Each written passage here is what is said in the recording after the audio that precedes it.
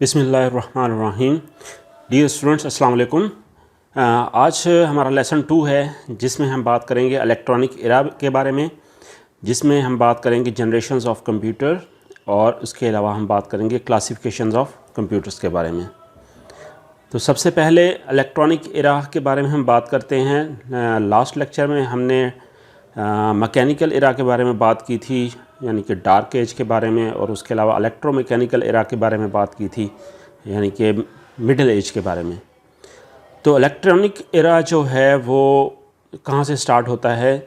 जहाँ पर हमारे पास इलेक्ट्रॉन ट्यूब और वैक्यूम ट्यूब आ गई, उसकी जो है इन्वेंशन हुई, उसके साथ ही हमारा इलेक्ट्रॉनिक एरा जो है वो स्टार्ट होता है। वहाँ पर हमारा वर्किंग प्रिंसिपल क्या था कंप्यूटर्स का? IPO था। लास्ट टाइम हमने डिस्कस किया था। IPO stands for input processing output. इस एरा में जो कंप्यूटर्स हैं उनकी एफिशिएंसी भी इंक्रीज़ हो गई और उसके साथ ही उसकी स्पीड भी जो है वो इंक्रीज़ हो गई। इस एरा में हम कंप्यूटर को डिफरेंट जनरेशन्स में डिवाइड कर सकते हैं, क्योंकि इसमें फिर रैपिड चेंज हुआ था। इस एरा में रैपिड चेंज हुआ था, बहुत जल्दी चेंजेस आई थी टेक्नोलॉजी में, जिस वजह से हम इस एरा में जो कंप्यूटर्स में जो चेंजेस आई उसको हम जनरेशन्स में डिवाइड करते हैं। और वो कितनी हैं? वो 5 जनरेशन्स हैं। उसको हम first generation, second generation, third generation, fourth generation and fifth generation का नाम देते हैं। आगे हम इनको डिटेल्स में डिस्कस करते हैं। फर्स्ट जनरेशन ऑफ कंप्यूटर, ये यहाँ से जो टॉपिक्स हैं, फर्स्ट जनरेशन, सेकंड और ये सो ऑन, ये आपने जिस तरह मैंने यहाँ पर स्लाइड में पॉइंट्स पिन पॉइंट किए हैं, इसको हाईलाइट किया है, आप इसी तरीके से आप याद करेंगे, ये आपको काफ़ी हेल्पफुल होंगे। फर्स्ट जनरेशन ऑफ कंप्यूटर, इसका ड्यूरेशन क्या है? पीरियड 1940 से 1956 तक इसका पीरियड है। और यहाँ पर टेक्नोलॉजी कौन सी यूज़ हो रही थी जी? वैक्यूम ट्यूब या इलेक्ट्रॉन ट्यूब यूज़ हो रहा था। ये साइज़ में बहुत बड़े थे कंप्यूटर। ये एक बड़े रूम की साइज़ का एक कंप्यूटर होता था। अगर एक बहुत बड़ा रूम हो तो पूरे रूम में की साइज़ का ही वो एक कंप्यूटर होता था। और वहाँ पर कंप्यूटर की जो प्रोग्रामिंग हम करते थे वो उसकी लैंग्वेज कौन सी होती थी जी? वो मशीन लैंग्वेज में प्रोग्रामिंग की जाती थी। अब यहाँ पर ये भी एक बहुत ही इम्पोर्टेंट पॉइंट है कि कंप्यूटर की जो लैंग्वेज होती है वो मशीन लैंग्वेज होती है। अगर वहाँ आपसे कोई क्वेश्चन पूछता है जी कि कंप्यूटर की लैंग्वेज क्या होती है, तो कंप्यूटर की लैंग्वेज होती है मशीन लैंग्वेज। और मशीन लैंग्वेज में 2 डिजिट्स होते हैं जिसको कहते हैं 0 एंड 1। इसका एक और नाम भी है, इसको हम डिस्क्रीट सिग्नल भी कहते हैं या डिस्क्रीट वैल्यूज़ भी कहते हैं।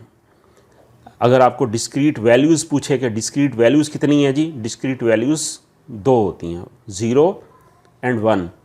0 मेंशन करता है या रिप्रेजेंट करता है नो करंट, यानी कि करंट नहीं है, और 1 रिप्रेजेंट करता है करंट इज़ अवेलेबल। क्योंकि कंप्यूटर टोटल एक इलेक्ट्रॉनिक सर्किट है, तो उसमें ये 0 और 1 का फंक्शन क्या है, मतलब क्या है? 0 का मतलब है नो करंट, कोई करंट नहीं है।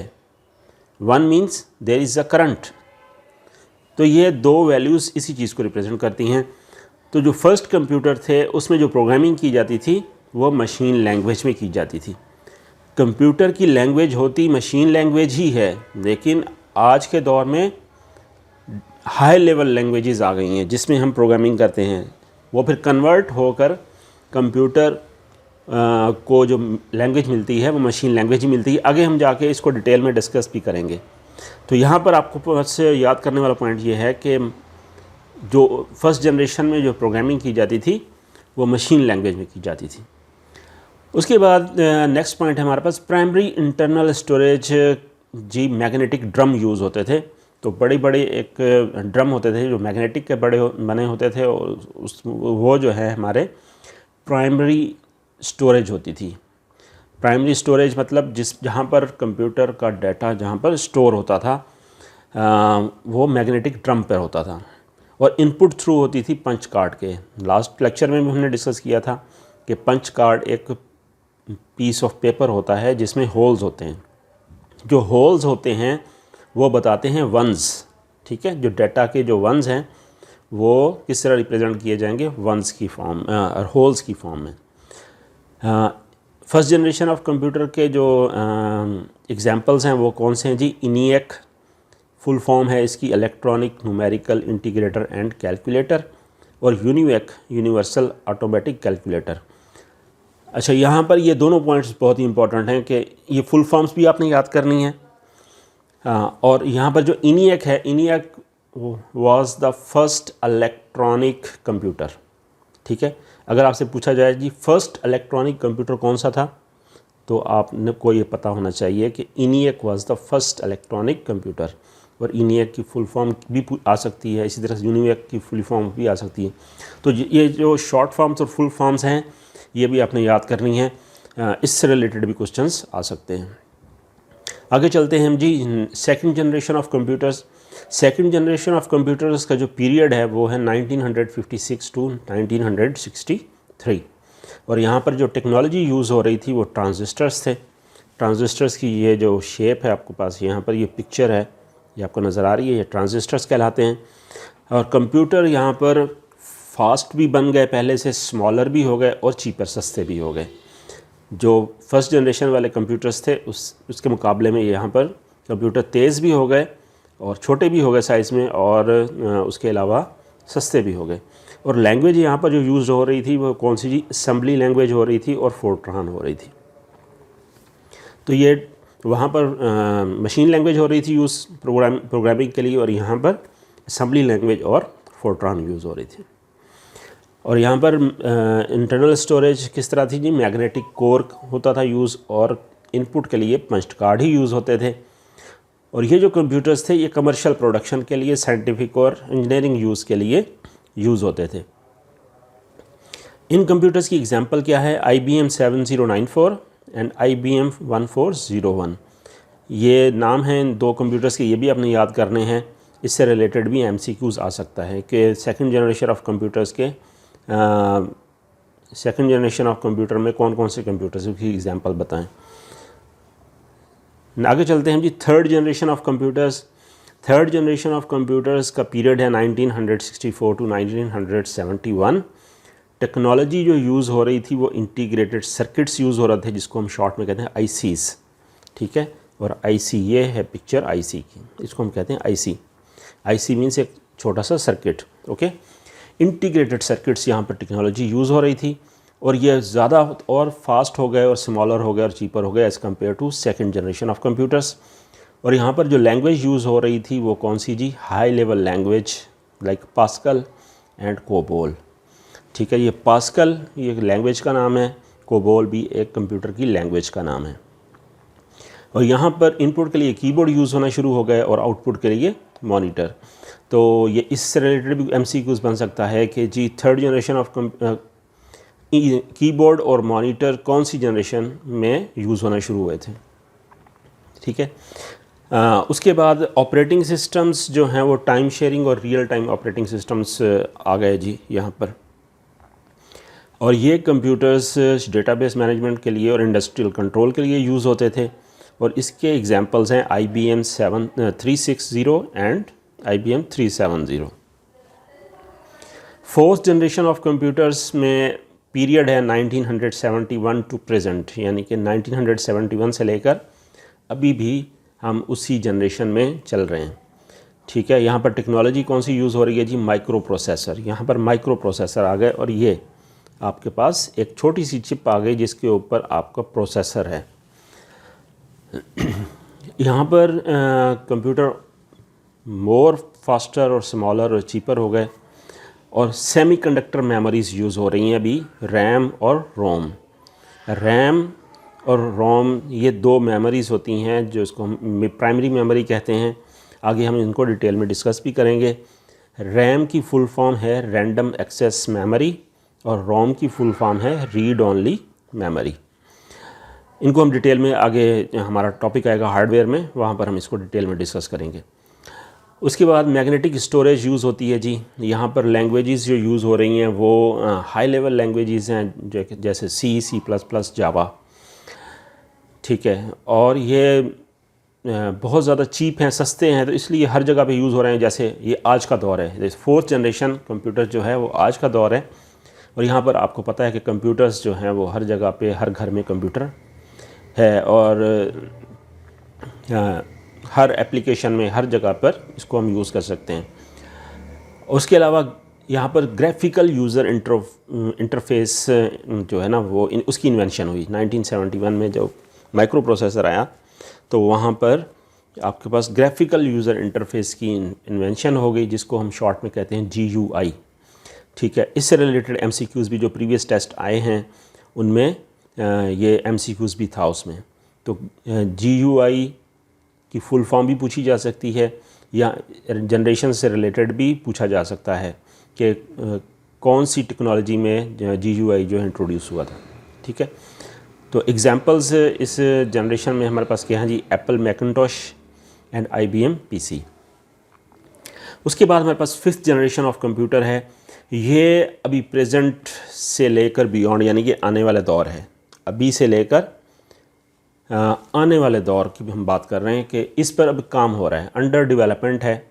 ठीक है, ये टेक्नोलॉजी अंडर डेवलपमेंट है, इसमें एक्सपेरिमेंटल, जिसको कहते हैं तजर्बाती दौर में गुजर रही है। भी है, बन गई है, चीज़ें बन रही हैं, उस पर एक्सपेरिमेंट्स हो रहे हैं। ठीक है, टेक्नोलॉजी कौन सी है जी, इस पर क्या चीज़ है, ये इसमें आ जाता है जी आर्टिफिशियल इंटेलिजेंस। यानी कि फ़िज़िकल कोई ऐसी टेक्नोलॉजी नहीं है, कंपोनेंट नहीं है, लेकिन ये एक सॉफ्टवेयर वाइज हम इसको कह सकते हैं, सॉफ्टवेयर और हार्डवेयर दोनों मिला के एक चीज़ जो है आर्टिफिशियल इंटेलिजेंस की टेक्नोलॉजी यूज़ हो रही है।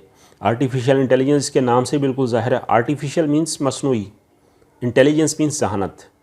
ठीक है, मसनूई जहानत, यानी कि चीज़ें ऐसी जो इंटेलिजेंट होंगी, ज़हीन होंगी, ऐसी मुख्तलिफ़ चीज़ें डेवलप हो जाएंगी, आ जाएंगी, जो कि इंटेलिजेंट होंगी, ज़हीन होंगी। ठीक है, तो ऐसे बहुत सारी हमारे पास मिसालें अभी हैं, जैसे ड्राइवरलेस कार भी आजकल यूज़ हो रही है, उस पर भी एक्सपेरिमेंट्स चल रहे हैं। बहुत सारी जो कंपनीज़ हैं वो इस पे एक्सपेरिमेंट्स कर रहे हैं। इस तरह छोटे छोटे आपके कंपोनेंट हैं, जितने घर में यूज़ होने वाले कंपोनेंट हैं, वो आपके इंटेलिजेंट हो जाएंगे। तो ये दुनिया बिल्कुल चेंज होने वाली है। इस जनरेशन जब ये फुल फ्लो में आ जाएगी, तो हमारा जो हमारा रहन सहन, हमारी सोसाइटी बिल्कुल चेंज हो जाएगी। अच्छा, will capable of self learning and reasoning. ये जो मशीन्स होंगी ये सेल्फ लर्निंग से खुद से सीखेंगी। जिस तरह बच्चा होता है तो चीज़ें जब एक्सपेरिमेंट्स करता है तो उससे सीखता है, तो ये इसी तरीके से ये जो जनरेशन में जो कंप्यूटर्स होंगे या मशीन्स होंगी, ये खुद से सीखेंगी और अपने रीज़न्स खुद से अपने रीज़न्स जो हैं वो आपको देंगी, या रीजनिंग करेंगी, या जिसमें डिसीजन मेकिंग होती है वो रीजनिंग की बुनियाद पर करेंगी। इसी तरीके से कंट्रोल्ड मशीन्स होंगी, जैसे रोबोट होते हैं जी। रोबोट बेसिकली ये 5th जनरेशन का ही पार्ट है। ठीक है, इसी तरीके से capable of human language processing. जो ह्यूमन लैंग्वेज है, यानी कि आप उनके साथ इंटरेक्ट करेंगे तो वो आप उनसे बात करेंगे तो आगे से वो आपको फुल रिप्लाई जिस तरह एक इंसान देता है, इसी तरीके से ये आपको रिप्लाई देंगी। ब्रांचेस ऑफ AI, अब आर्टिफिशियल इंटेलिजेंस की शॉर्ट फॉर्म है AI। ठीक है, तो इसकी ब्रांचेस कौन कौन सी हैं जी, इसको हम कहते हैं machine learning, deep learning, natural language processing, robotics और एक्सपर्ट सिस्टम्स। इसमें आप जस्ट इन नाम को याद कर लें, अगर इनकी डिटेल्स में हम जाएंगे तो आप कंफ्यूज हो जाएंगे कि machine learning, deep learning, natural language processing, robotics and expert systems. तो ये 5th जनरेशन की जो है, जो यहाँ आप कह सकते हैं कि आर्टिफिशियल इंटेलिजेंस की ये ब्रांचेज़ हैं। इससे रिलेटेड भी MCQs प्रीवियस टेस्ट में आ चुका है। उसके बाद हम बात करते हैं क्लासिफिकेशन ऑफ कंप्यूटर्स। तो कंप्यूटर को हम क्लासीफाई कर सकते हैं डिफरेंट वेज़ में। ठीक है, एक हम कंप्यूटर को कर सकते हैं टेक्नोलॉजी या type of data handled. Technology के हिसाब से वो कौन कौन से हैं जी, एनालॉग, डिजिटल एंड हाइब्रिड। और साइज़ के एतबार से भी हम कंप्यूटर को क्लासीफाई कर सकते हैं। उसमें हम super computer, main frame computer, mini computer and micro computer. इसी तरीके से मकसद के हिसाब से, पर्पज़ के हिसाब से भी हम कर सकते हैं। जनरल पर्पज़ कंप्यूटर भी हम कहते हैं और स्पेशल पर्पज़ कंप्यूटर भी हम कहते हैं। अब आगे हम इनको थोड़ा सा डिटेल में देखते हैं। अकॉर्डिंग टू टेक्नोलॉजी जी, कौन कौन से हमारे पास एनालॉग कंप्यूटर होता है। एनालॉग कंप्यूटर क्या होता है? एनालॉग कंप्यूटर प्रोसेस करता है एनालॉग डाटा को, ठीक है। तो एनालॉग डाटा क्या होता है? ऐसा डाटा जो कंटिन्यूसली चेंज हो, उसको हम कहते हैं एनालॉग डाटा। ऐसा डाटा जो कंटिन्यूसली यानी मुसलसल चेंज हो रहा है, उसको हम क्या कहते हैं जी? Analogue data. जैसे प्रेशर की वैल्यू है, टेम्परेचर है, वोल्टेज है, स्पीड है और वेट है। तो ये जो डाटा होता है ये कॉन्टीन्यूसली चेंज होता है। जैसे टेम्परेचर है, टेम्परेचर कॉन्टीन्यूसली चेंज होगा। ऐसे नहीं होगा कि 5 डिग्री सेंटीग्रेड से डायरेक्ट 60 डिग्री हो जाएगा। ये कॉन्टीन्यूसली आहिस्ता आहिस्ता चेंज होकर 6 डिग्री तक जाएगा, ठीक है। तो ऐसे डाटा को हम कहते हैं एनालॉग डाटा। इसके एग्जांपल कौन कौन से हैं जी? इसमें स्पीडोमीटर ऑफ अ कार, जो कार का जो स्पीडोमीटर होता है, तो आपने वो देखा होगा तब जब गाड़ी हम चला रहे होते हैं तो जैसे ही गाड़ी स्पीड पकड़ती है तो आहिस्ता आहिस्ता आहिस्ता वो चेंज होता जाता है, ठीक है। तो ऐसे नहीं है कि वो 1 किलोमीटर से 2 किलोमीटर पे चला गया, नहीं, वो उसमें कॉन्टीन्यूस चेंज आ रहा होता है, ठीक है। इसलिए हम इसको कहते हैं एनालॉग डाटा। और स्पीडोमीटर जो है कार का, वो एक एनालॉग कंप्यूटर आप उसको कह सकते हैं। इसी तरीके से एक वोल्ट मीटर है, वो वहाँ पर जो वोल्ट चेंज हो रहे होते हैं वो भी इसी तरीके से हमारे पास कॉन्टीन्यूस चेंज हो रहे होते हैं। तो वोल्ट मीटर भी एक एग्जांपल है एनालॉग कंप्यूटर की। इसी तरीके से डिजिटल कंप्यूटर जो हैं वो बाइनरी नंबर्स पे काम करते हैं। अच्छा, यहाँ पर एक और टर्म आपके यूज़ के लिए आ गई। जैसे हम पहले बात कर रहे थे मशीन लैंग्वेज की या डिस्क्रीट सिग्नल्स की या डिस्क्रीट वैल्यूज़ की, उसमें वैल्यूज़ कितनी है जी? 2 हैं, 0 एंड 1। तो जो 2 नंबर सिस्टम है ये, इसमें नंबर्स कितने हैं? 2। तो उसके लिए हम वर्ड कौन सा यूज़ करते हैं? बाइनरी नंबर्स, ठीक है। बाय मीन्स टू, नरी मीन्स नंबर्स। ये एक वर्ड बनता है बाइनरी। बाइनरी मीन्स ऐसा नंबर सिस्टम जिसमें 2 नंबर्स हों, ठीक है। तो डिजिटल कंप्यूटर्स में जी कौन सा नंबर सिस्टम है यूज़ होता है? बाइनरी नंबर सिस्टम यूज़ होता है, वो है 0 एंड 1। और इसकी एग्जांपल क्या है जी? ये आमतौर पे डिजिटल कंप्यूटर्स घरों में यूज़ होते हैं, ऑफिसेस में, बिज़नेस में, और ये जितने भी यानी कि हमारे पास ये कंप्यूटर्स हैं, जो हमारे एक्चुअल कंप्यूटर्स हैं जिन पे हम काम करते हैं, तो ये सारे के सारे डिजिटल कंप्यूटर की एग्जांपल्स हैं। इसी तरीके से हाइब्रिड कंप्यूटर्स भी हैं जो कॉम्बिनेशन है एनालॉग और डिजिटल कंप्यूटर के, ठीक है, एनालॉग और डिजिटल कंप्यूटर के। तो इसमें क्या होता है जी? एनालॉग टू डिजिटल कन्वर्टर होता है और डिजिटल टू एनालॉग कन्वर्जन होती है। यानी कि उसको डाटा जो कंप्यूटर को मिल रहा है वो अगर एनालॉग मिल रहा है तो वो एनालॉग से एक कन्वर्टर लगा हुआ है जो एनालॉग डाटा को कन्वर्ट कर रहा है डिजिटल में। तो साथ में ही हमारे पास डिजिटल वैल्यू भी डिस्प्ले हो रही होती है, ठीक है। हमें डिजिटल वैल्यू मिल रही है, उसको कन्वर्ट करके एनालॉग में भी डिस्प्ले कर रहा होता है। तो इसमें इनपुट और आउटपुट आइदर एनालॉग और डिजिटल, इसमें इनपुट और आउटपुट या तो एनालॉग होती है या डिजिटल होती है। तो उसमें फिर कन्वर्टर लगा होता है जो हम कन्वर्ट करके हमें वैल्यू डिस्प्ले करता है। अकॉर्डिंग टू साइज़ हमारे पास कंप्यूटर्स हैं। तो सबसे पहले हमारे पास है सुपर कंप्यूटर, जो साइज़ में सबसे बड़ा होता है, स्पीड में सबसे तेज़ है, ठीक है, और सबसे महंगा है, ठीक है। ये सबसे टॉप लेवल का कंप्यूटर होता है, इसको हम कहते हैं सुपर कंप्यूटर। और ये यूज़ कहाँ पर होते हैं जी? साइंटिफिक एप्लीकेशंस में यूज़ होते हैं, जैसे एरोडायनामिक्स है, डिज़ाइन सिमुलेशन है, प्रोसेसिंग ऑफ जियोलॉजिकल डाटा है, वेदर फोरकास्टिंग और न्यूक्लियर रिसर्च के लिए यूज़ होते हैं। तो ये बहुत कॉस्टली होते हैं। इसको बहुत बड़ी बड़ी कंपनीज़ हाई लेवल पे जो होती हैं, जिनका बहुत ज़्यादा डाटा प्रोसेसिंग होती है, सिर्फ वो यूज़ करते हैं, ठीक है। उसके बाद सेकंड नंबर पे हमारे पास है main frame computer. Main frame computer जो हैं वो मल्टी यूज़र हैं और मल्टी प्रोसेसर हैं।